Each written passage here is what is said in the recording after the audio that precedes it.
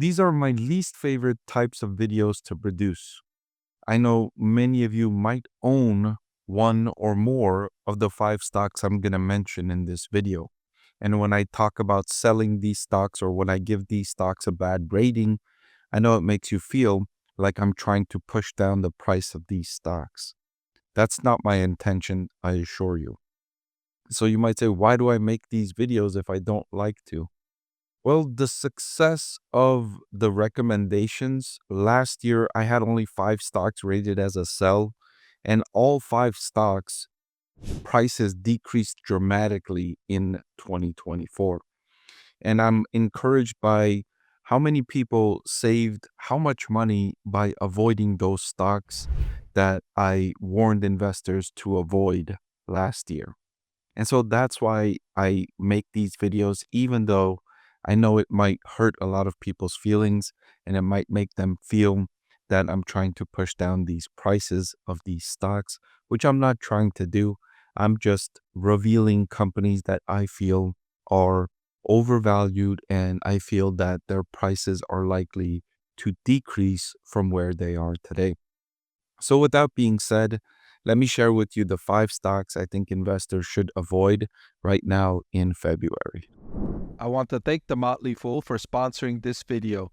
Visit fool.com/Parkev for the 10 best stocks to buy now. All right, the five stocks I'm recommending investors avoid right now in February are Tesla, Nikola, ChargePoint, Plug Power, and Chegg.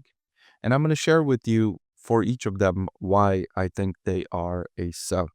And let me remind everyone that these were the five that I've had rated as a sell since the start of the year.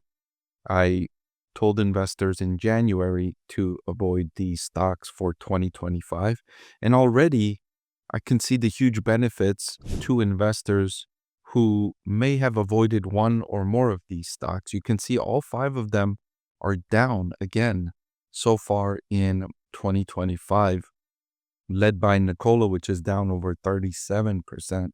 So I'm heartened by the fact that some people have saved incredible sums of money by avoiding these stocks, especially because the S&P 500 is up 2% already in 2025.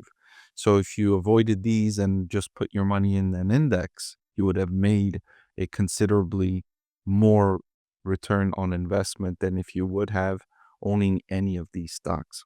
So let me start with the most popular stock and the one that I get the most pushback for not liking it, for saying that it's overvalued, and that is Tesla, which is already down more than 4.7% year to date in 2025. I wouldn't be surprised if it falls further for the rest of the year or it stays flat.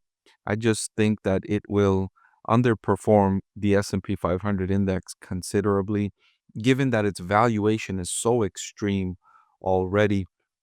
Its EV sales are declining and it's offering promotions, incentives, etc. And the governments are giving incentives all to try and sell these electric vehicles, which people, for the most part, do not want, especially outside of China.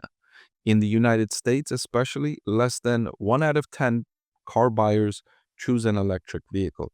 And that's with all of that stimulus, all of that incentive and promotion that's being poured into the industry. Imagine what demand is without all of that.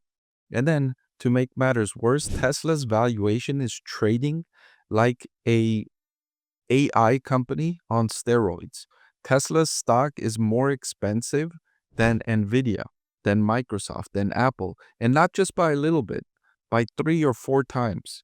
Tesla stock is 3 or 4 times more expensive than these companies that are growing revenue, growing cash flow, growing profit margins, while Tesla is experiencing declining margins, declining cash flow from operations to sales, and its most popular product in terms of its overall revenue and profit, its EV sales, they're falling. And so there's too much hope from investors on what Tesla might be 10 years from now or 20 years from now. And investors have given too much credit that those possibilities are realities, right? Investors have confused possibilities with realities. Sure, Tesla might have a 2% chance of creating humanoid robots that generate $10 trillion in revenue, like Tesla has mentioned. Or that might be a less than a 1% chance, actually, probability of that scenario coming to fruition. But investors are pricing Tesla stock as if that's a 100% certitude. That's the kind of valuation Tesla is trading for right now. And so that's why I've rated Tesla stock as a sell at current valuations. But undoubtedly, out of these five, Tesla is the best one. And I wouldn't be surprised if there's a considerable pullback in Tesla's share price.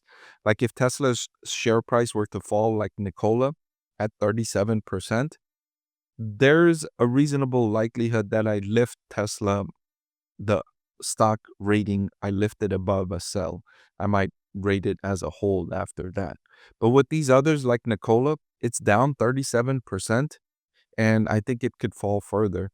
Nikola has been plagued with several difficulties in trying to sell these alternative energy trucks, big trucks, and they have not received the demand that Nikola had hoped. And on top of that, Nikola cannot produce these trucks at reasonable prices so that they can stop losing so much money on the bottom line. The business is just not on sound foundational footing. It relies on government support for its survival, and government support for these alternative energy, renewable energy type investments is now under question with the new administration that's not as enthusiastic about renewable energy. And so I don't like the prospects of Nikola. And similar reasons I don't like ChargePoint, the electric vehicle charging company.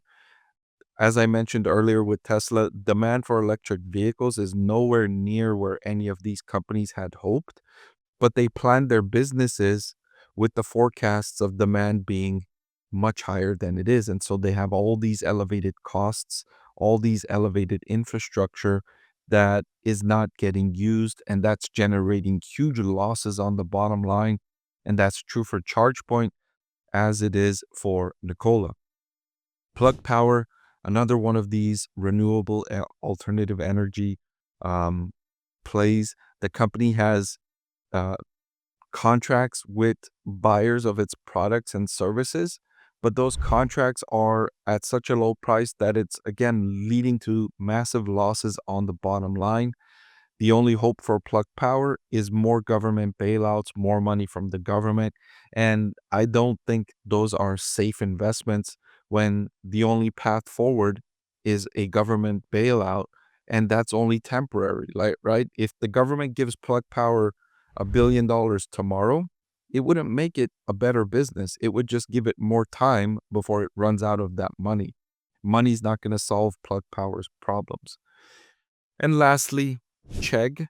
Chegg is an interesting one. It's different from all the others. You can see all the others are related to electric vehicles and renewable energy. Chegg is not. Chegg is an education technology company that helped college students with their studies.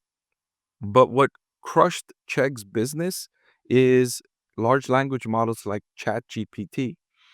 You can get similar results with ChatGPT as you can with Chegg, and I would argue better results with ChatGPT than you can get with Chegg. And being a college professor, and being a college student for so many years, I can compare these two and I can see hands-on what's going on campus with students. And I don't see students using Chegg anymore. I see a lot of students using ChatGPT instead. And I've tested the comparison, and ChatGPT so much better. And it's free mostly. You can get the service for free.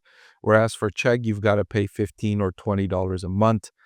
I don't see Chegg's business model as it stands sustaining against ChatGPT. I see ChatGPT eventually taking 95% of Chegg's business. So Chegg is in a tough spot. It needs to change its business model and do something different in order to survive, in order to at least survive at the level that it's used to surviving without losing 95% of its business. So Chegg was crushed by ChatGPT, and it's already down 10% this year. It was down a lot in 2024. I expect it will be down in 2025 as well.